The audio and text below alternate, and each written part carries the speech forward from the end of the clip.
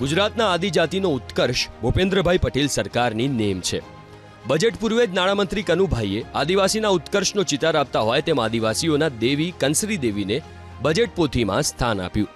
વારલી ચિત્રકલામાં દોરાયેલા કંસરી દેવી, જેને માતા અન્નપૂર્ણાનું રૂપ કહી શકાય, તેને સ્થાન આપી રાજ્ય સરકારે આદિવાસીઓના ધન ધાન્યને સમૃદ્ધ કરવાનો નિર્ધાર દર્શાવ્યો। નાણામંત્રી કનુભાઈ દેસાઈએ ગૃહમાં આદિજાતિ વિકાસ વિભાગ માટે 5,425 કરોડ રૂપિયાની જોગવાઈની જાહેરાત કરી છે। આદિજાતિના વિદ્યાર્થીઓ માટે શિક્ષણ, આદિજાતિના વન અધિકાર, આદિવાસી ખેડૂતોનું કૃષિ કલ્યાણ, બાળકોના આરોગ્ય માટે દૂધ સંજીવની યોજના અને આરોગ્યની સુવિધાઓ માટે મુખ્યમંત્રી ભૂપેન્દ્રભાઈ પટેલની સરકારે કરોડો રૂપિયા ફાળવ્યા। સરકારે આદિજાતિના આર્થિક વિકાસ માટે બજેટમાં ખાસ ફાળવણી કરી। ભગવાન બિરસા મુંડાની 150મી જન્મ જયંતિની ઉજવણીના વર્ષમાં આદિવાસી વિસ્તારોને વિકાસની મુખ્ય ધારામાં લાવવા 35,000 કરોડથી વધુ રૂપિયા ફાળવ્યા છે।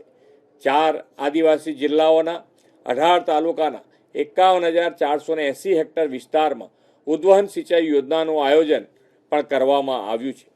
આદિવાસી યુવાનોને ઘર આંગણે રોજગાર અવસર માટે આદિવાસી વિસ્તારોમાં 5 નવી GIDC સ્થાપના કરવામાં આવશે।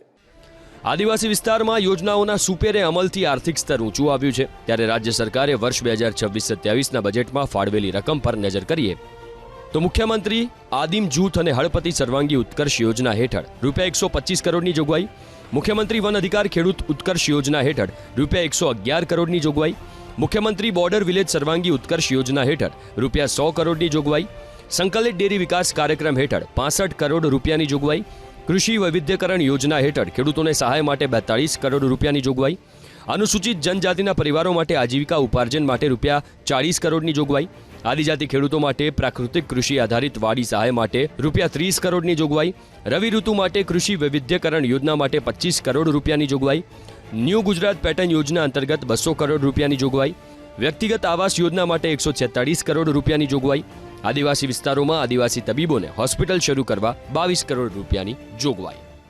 ભગવાન બિરસા મુંડાજીની 150મી જન્મ જયંતિ વખતે માનનીય મોદીજીએ જે આદિવાસી વિસ્તાર અંબાજીથી તે ઉમરગામ સુધીના વિસ્તાર માટે 2 લાખ કરોડની જે યોજના જાહેર કરી હતી, એના સંદર્ભે આ વિસ્તારના વિકાસ માટે આયોજન કરવામાં આવ્યું છે।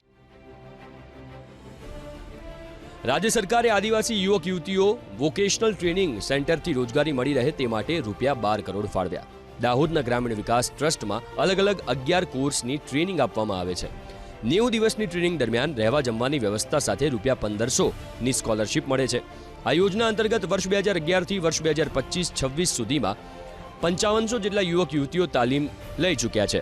દર વર્ષે 500 ઉપરાંત વિદ્યાર્થીઓ તાલીમ મેળવે છે। અહીં વિદ્યાર્થીઓને assistant mason installer, mason tiling, સીવણ machine operator, electrician, domestic solutions, field technicians, air conditioner, micro irrigation technician, retail sales associate એમ કુલ 11 જેટલી અલગ અલગ તાલીમ આપવામાં આવે છે।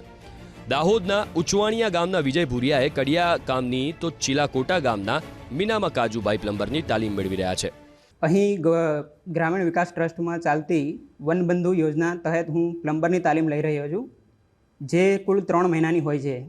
જેની અંદર અમને જુદા જુદા મતલબ પ્લમ્બરનું કામ કઈ રીતે કરવું અને જુદી જુદી મતલબ ટબનું ફિટિંગ કઈ રીતે કરવું, પાણીનું કનેક્શન કઈ રીતે આપવું, આ બધી વસ્તુ અમને શીખવાડવામાં આવે છે।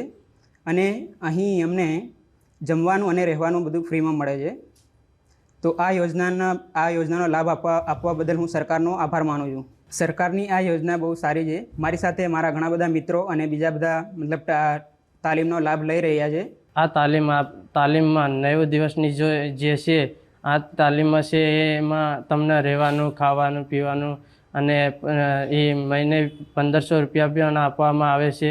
વનબંધુ યોજના હેઠળ આ ગ્રામીણ વિકાસ ટ્રસ્ટમાં હું ટ્રેનિંગ લઈ રહ્યો છું અને આ મારા ભાઈબંધો એ ટ્રેનિંગ બી લઈ રહ્યા છે અને હું મારા જીવનમાં રોજગાર મેળવીશ અને મારા ભાઈ બહેનો આસપાસ ગામના લોકોને પણ હું રોજગાર બનાવીશ। બજેટમાં ફાળવાયેલી રકમનો એક રૂપિયો આદિજાતિના સર્વાંગી વિકાસ માટે ખર્ચ થશે તેવું સરકારે આયોજન કર્યું છે। આદિજાતિની આર્થિક ઉન્નતિનો ઉદ્દેશ રાજ્યના મુખ્યમંત્રી ભૂપેન્દ્રભાઈ પટેલ પૂર્ણ કરવા કટિબદ્ધ છે।